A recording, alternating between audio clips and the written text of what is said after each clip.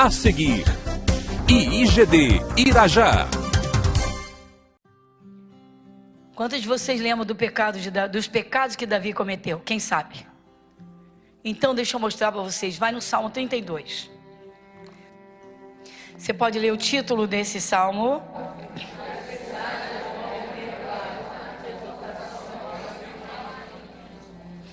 Então vamos lá. Bem-aventurado aquele cuja transgressão é perdoada e cujo pecado é coberto. Na paradinha, perdão e pecado encoberto. Ou seja, vamos lá, cobre esse pecado para ninguém ver mais e acabou, não esquece isso, não lembra mais disso. Cobre. O que cobre pecados? O sangue de Jesus. Pode alguém crucificar Jesus outra vez? O sangue já foi derramado uma vez. Como é que uma pessoa aceita Jesus e quer continuar pecando, meu irmão? Mas ele falou rasgadamente que gostava do Baixo Meretrício. Ele gostava da Vila Formosa.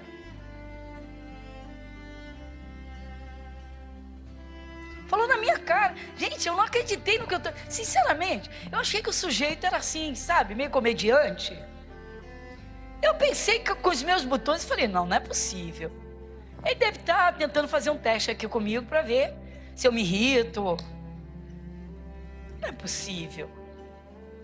Mas é disso que eu gosto. Versículo 2. Bem-aventurado o homem a quem o Senhor não imputa maldade, em cujo espírito não há nem engano, irmãos. O espírito é o coração. Às vezes a pessoa o sujeito está com a mulher dele e está pensando na vizinha, meu irmão. E está com o coração desejando a vizinha. Sério, pessoal. Gente, eu tive um caso que me assustou na reunião, no Simplesmente Mulher. Estou eu fazendo um Simplesmente Mulher. E uma senhora, pastora, me libertei. Falei, senhora, depois eu senti, irmãos, que ia sair coisa que não ia ser boa. Sério, eu senti um certo incômodo no meio do culto, eu estava orando. Jesus, ajuda a lavar esse coração, essas lembranças de passado, ajuda essa pessoa. Se ela não está querendo perdoar, Jesus ajuda. Estou eu ali suplicando para Deus ajudar. E ela, pastora, eu tenho que falar. Falei, meu Deus, dentro de mim estava uma inquietação. E ela falando, eu falei, senhora, não se expõe não. Olha, eu fiz, não se expõe não. Pastora, por tudo que a senhora pregou aí, que eu vi na Bíblia, se o sujeito é casado e ele pensa em outra mulher e está em adultério, eu passei 50 anos de casada pensando no meu ex-noivo. Ai, meu pai. Eu falei, o seu marido? Ele está morto. Falei, mas está morto agora, depois de 50 anos que a senhora...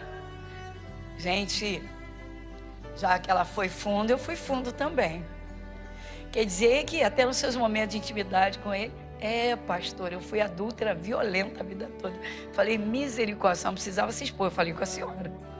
Quase que eu falei, bem feito.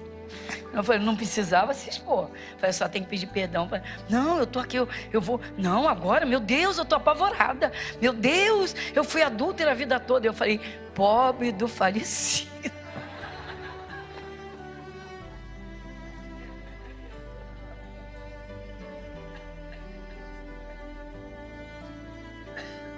O pecado estava dentro dela, irmãos. O pecado estava dentro dela. Se o mal atacasse violento, o negócio ia ser feio. Por quê? Bom, eu falei, a senhora só tem um jeito agora. É arrependimento sincero.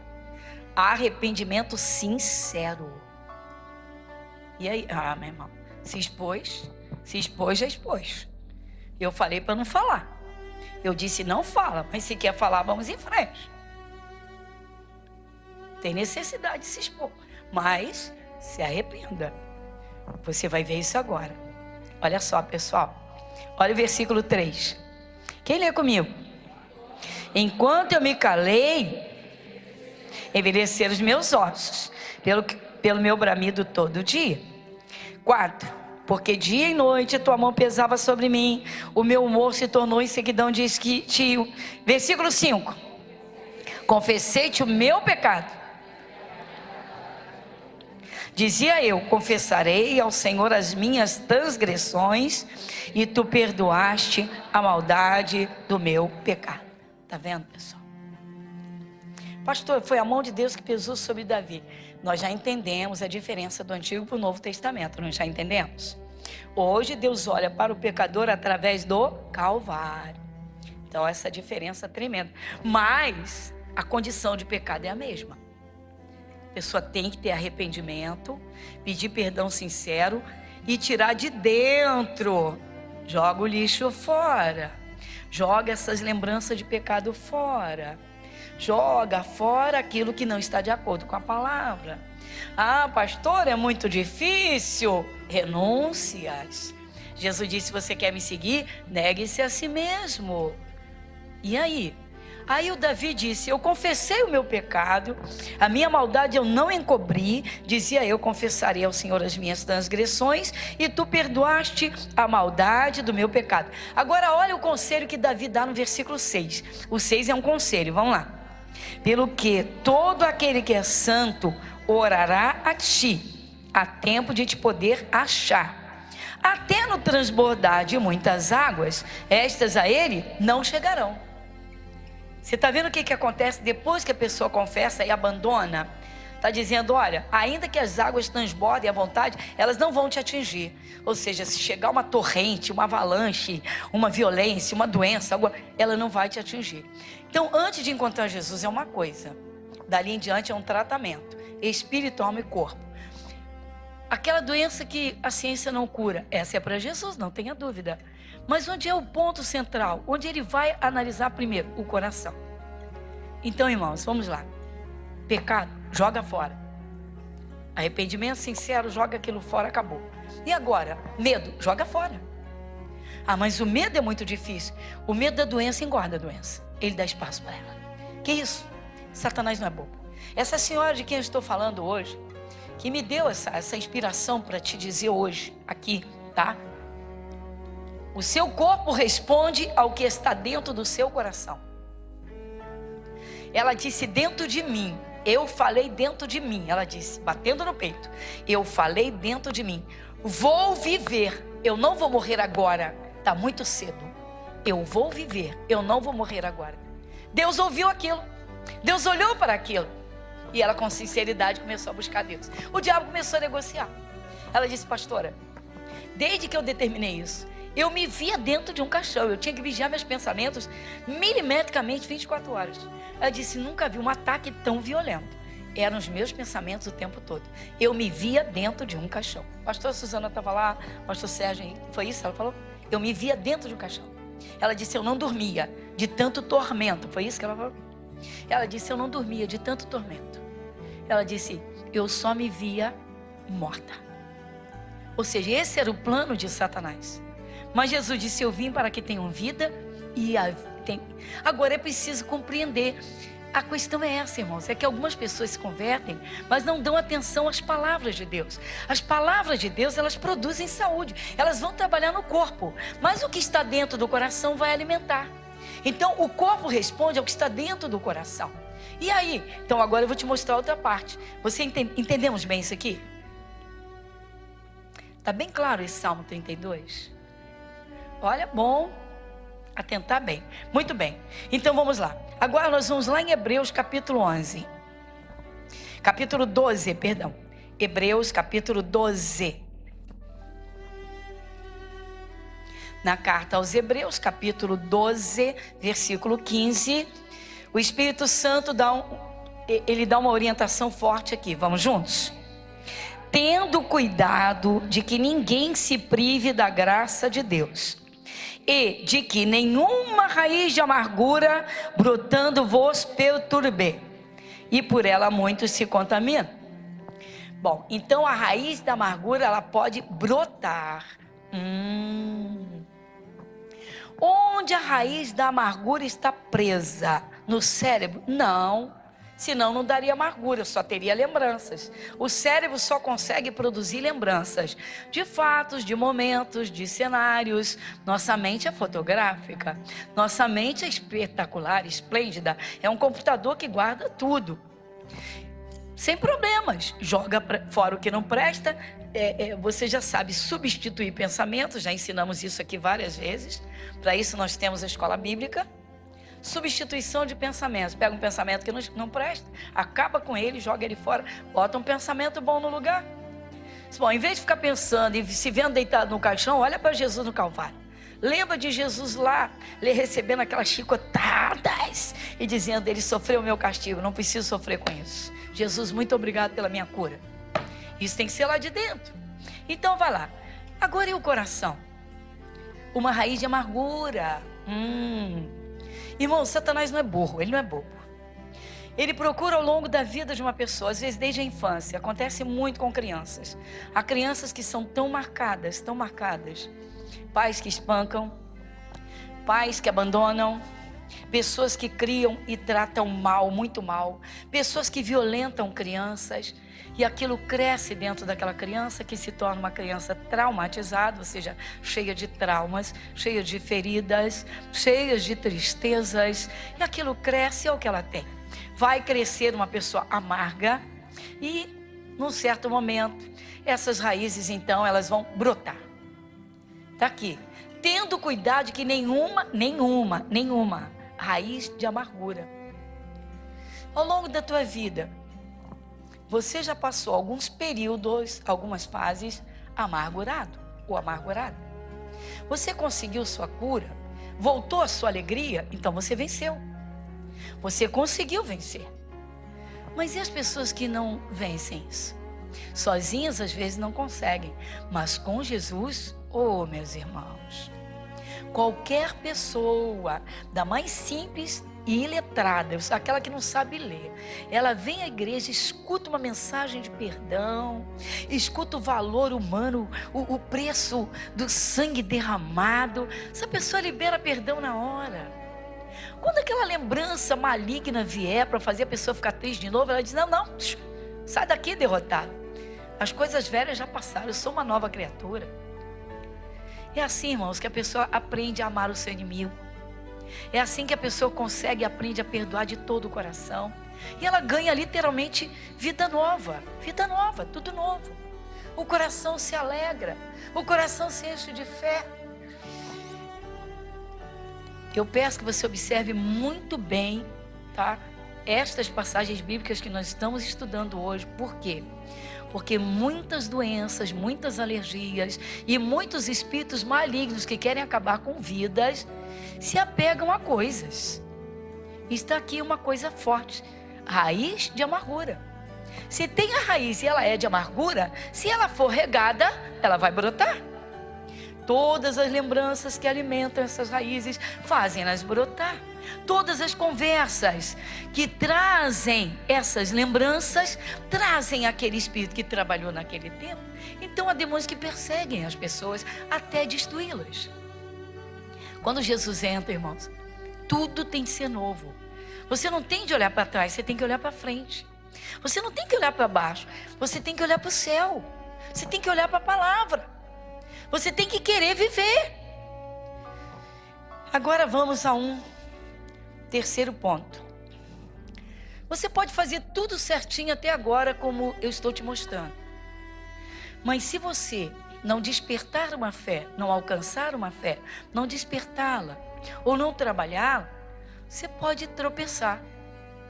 Tropeça com a boca, e o diabo vai estar sempre trabalhando. Vai estar sempre jogando para ver se dá certo.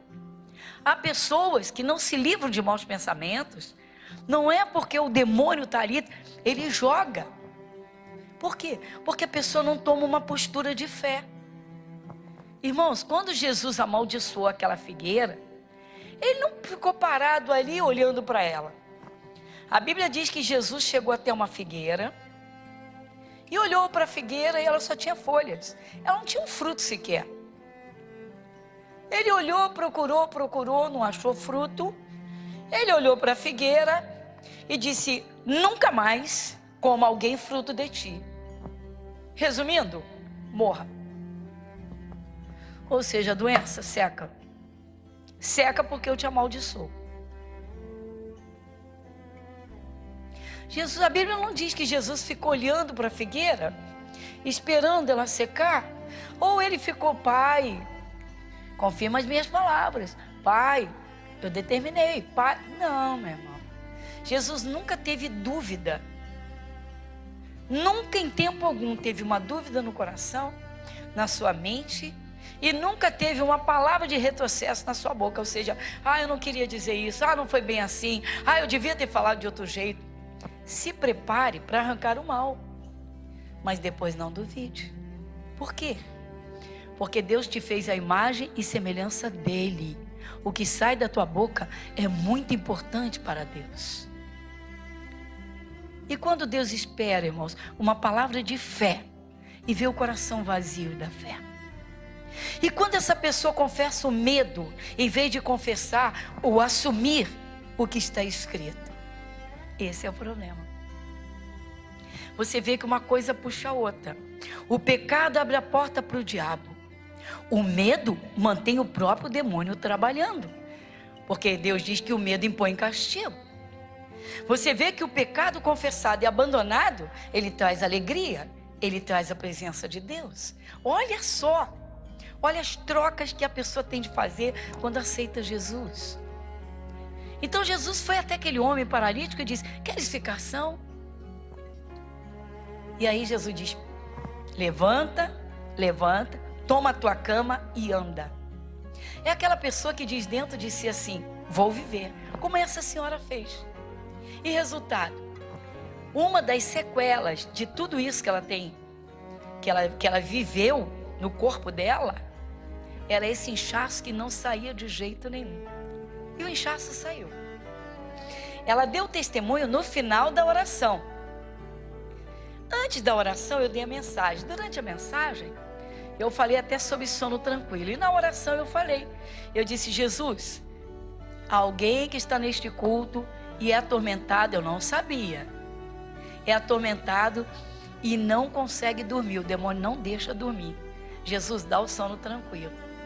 Ela chorou no final do culto e disse: a senhora até orou pelo sono.